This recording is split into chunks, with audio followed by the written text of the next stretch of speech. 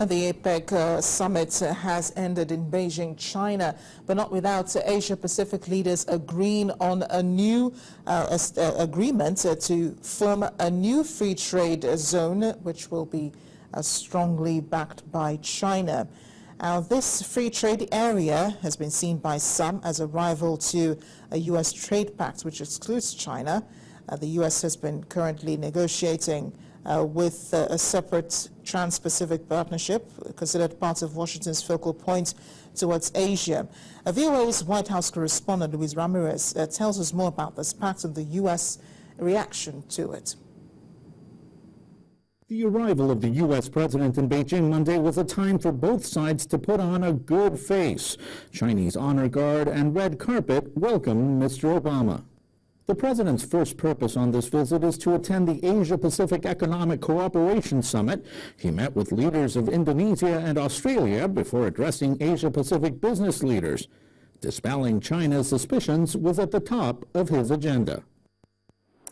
The United States welcomes the rise of a prosperous, peaceful, and stable China.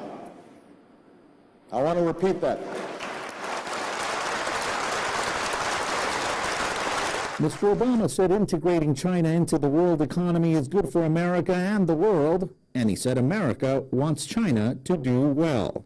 As a goodwill gesture and in the hope of deepening ties, the U.S. leader announced an agreement to extend the duration of visas for Chinese students, business people, and tourists. Under the new arrangement, student and exchange visas will be extended to 5 years.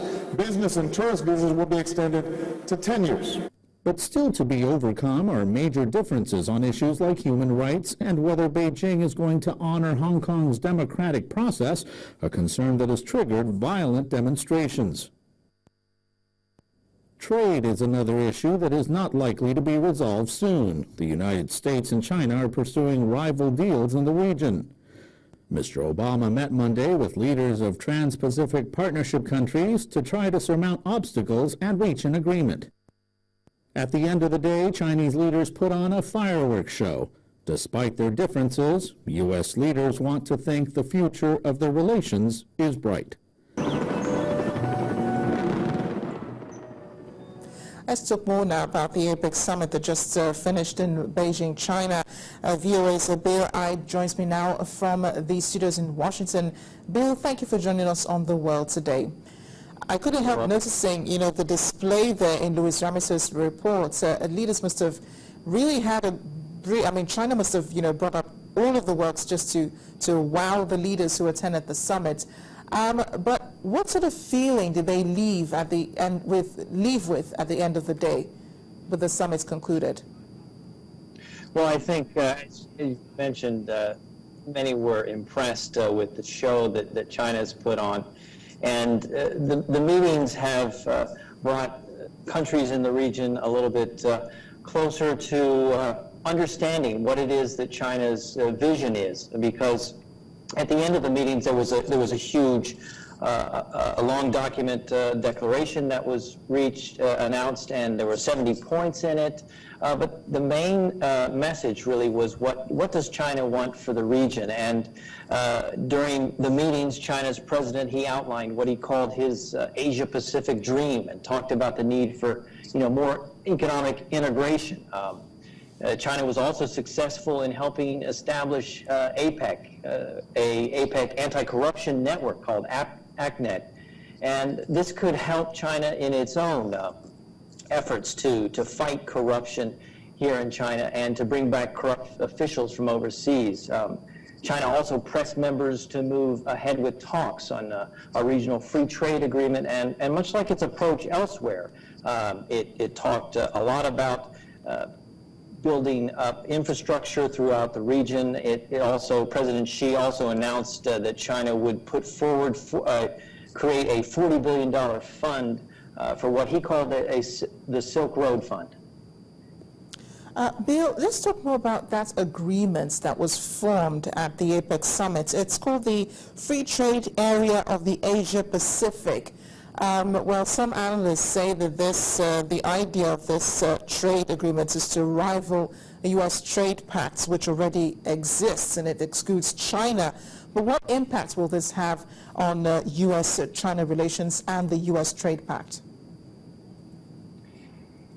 It's hard to say what kind of an impact this will have. There are those that would argue that these are competing against each other, but there are those who say they can complement each other.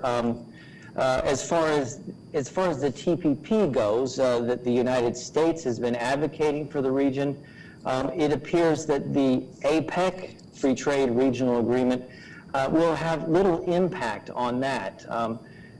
During the meetings, they agreed to push forward with this effort, but this is an effort that has been going on for quite some time, and it's unclear how soon actually this free trade agreement for the region will be completed. At the same time, there are those who are saying that the TPP, the situation for that looks a little bit brighter now, that the Democrats suffered a defeat in the U.S. midterm elections. Some analysts argue and note that now that the Republicans have control of both houses, that they could fast-track the deal. They could give the president the authority to fast-track it, which means it would just have an up or down vote on the deal, and it means that the prospects for that are a little bit brighter. Either way, though, with both agreements, be it the APEC agreement or the TPP agreement, there's still a lot of hurdles there, a lot of negotiations that still need to be done before that we could ever reach the end of seeing a deal for both. But what do the Asian countries, how much gain would be achieved with this new agreements, the free trade area of Asia Pacific? How much more will they gain from this trade pact than with the one they have with the U.S.?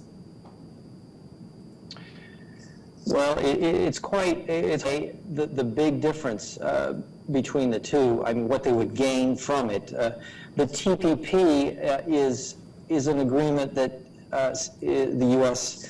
says sets a higher standards for trade, and so at this point, because of the standards that the TPP has set,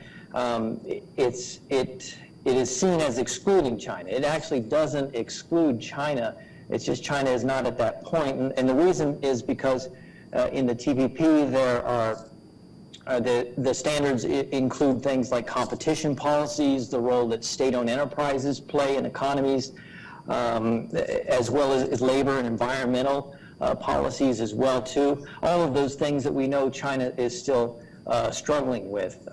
So which one would benefit more is hard to say, and there are those who would argue that as both push forward, they actually could complement each other and help each other.